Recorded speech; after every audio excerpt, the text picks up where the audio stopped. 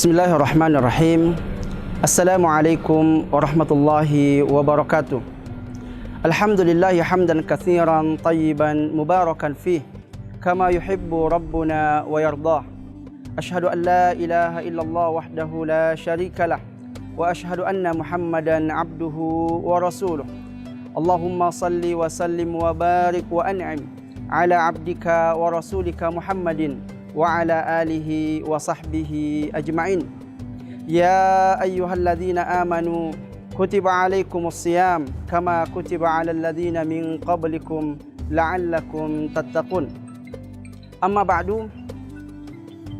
Alhamdulillah, kita memuji dan bersyukur kepada Allah Subhanahu wa taala atas segala limpahan rahmat dan karunia yang Allah Subhanahu wa taala berikan kepada kita. Kemudian juga salam dan salawat untuk Nabi kita Muhammad sallallahu alaihi wasallam. Semoga dengan kita banyak bersalawat kepada Nabi Muhammad sallallahu alaihi wasallam, kelak kita akan mendapatkan syafaatnya. Jemaah kaum muslimin dan muslimat yang dimuliakan Allah Subhanahu wa taala, pemirsa Tribun Batam dimanapun berada, ketahuilah bahwa sesungguhnya manusia yang terbaik dan juga generasi yang terbaik adalah mereka yang terdidik dengan Al-Quran. Oleh karenanya Rasulullah sallallahu alaihi wasallam bersabda, khairukum man ta'allama al-Qur'ana wa 'allama. Sesungguhnya orang yang terbaik di antara kalian adalah yang mengajarkan Al-Quran dan yang mempelajari Al-Quran. Oleh karenanya kita ketahui bahwa manusia yang terbaik adalah Rasulullah sallallahu alaihi wasallam, karena beliaulah orang yang pertama kali mempelajari Al-Quran dan mengajarkan Al-Quran. Beliau sallallahu alaihi wasallam bersabda, "Addabani Rabbi fa ahsana ta'dibi." Rabbku telah mendidik aku dan sangat baik dalam mendidikku. Dengan apakah Allah Subhanahu wa taala mendidik Rasulullah sallallahu alaihi wasallam? Tentu dengan Al-Quran.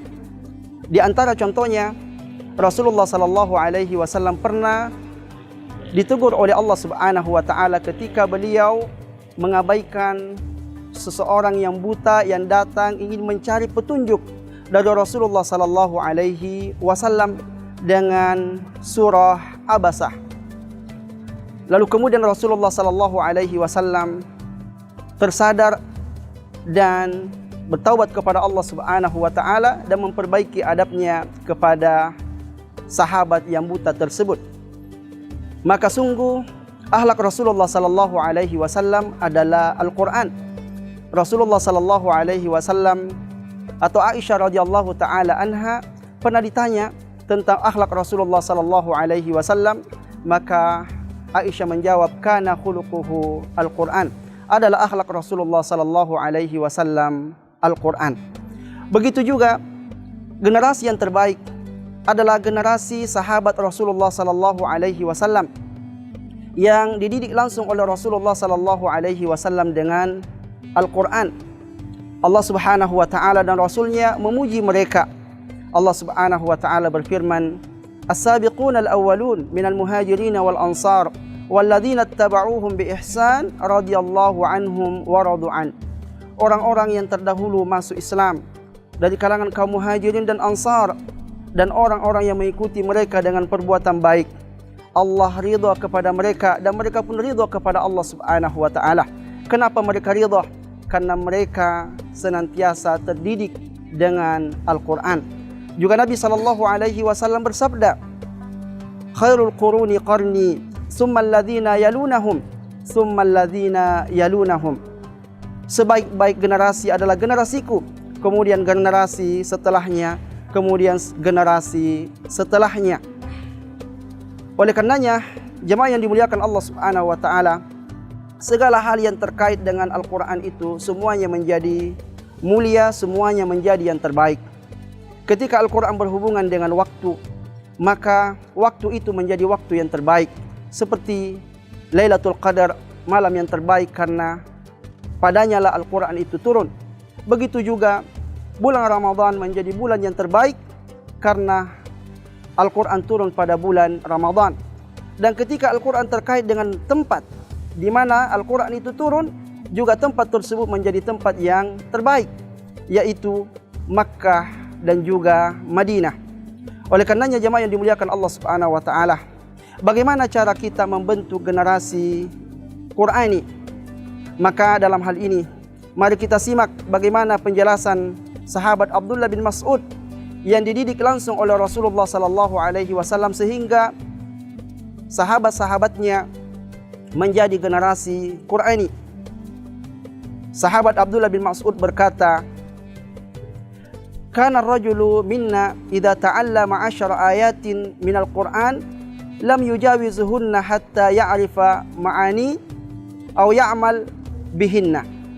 Adalah seseorang di antara kami ketika mereka belajar 10 ayat dari Al-Quran, mereka tidak pernah melewatinya hingga mereka memahami benar-benar makna-maknanya dan mengamalkan daripada isinya. Juga Kiai Haji Ahmad Dahlan, pendiri Muhammadiyah, juga pernah mengajar Al-Quran pada murid-muridnya dan mengulang-ulang surah Al-Ma'un berkali-kali. Hingga kemudian murid-muridnya berkata, "Kenapa kita harus ulang-ulang terus surah ini? Padahal kami sudah memahaminya." Lalu kemudian Kiai Haji Ahmad Dahlan pun mengatakan, "Apakah benar-benar kalian telah memahami maknanya?" Mereka pun menjawab, "Iya, kami telah memahami maknanya, bahkan telah menghafal ayat-ayatnya." Lalu kemudian Kiai Ahmad Dahlan pun mengatakan, "Apa kalian telah mengamalkan daripada isinya?" Sehingga murid-muridnya pun terdiam, lalu berkata, "Amalkanlah isi daripada surah Al-Ma'un. Hendaklah kalian menyantuni anak-anak yatim dan membantu orang-orang fakir miskin." Maka dari dua contoh di atas dapat kita simpulkan bahwa untuk membentuk generasi Qurani, yang pertama kali yang harus kita tanamkan adalah tanamkan iman kepada generasi kita akan Al-Quran sehingga tumbuh rasa cinta mereka terhadap Al-Quran. Kemudian ajarkan kepada mereka membaca dan juga menghafal Al-Quran. Lalu kemudian yang ketiga, ajarkan kepada mereka makna-maknanya sehingga mereka bisa mentadabburi daripada ayat-ayat Al-Quran. Dan yang terakhir adalah ajarkan mereka untuk mendakwahkan daripada Al-Quran ini. Dengan demikian insya Allah kita akan mampu untuk membentuk generasi Qurani. Demikian dapat kami sampaikan, mudah-mudahan ini bermanfaat bagi kita semua dan mendatangkan berkah dalam kehidupan kita.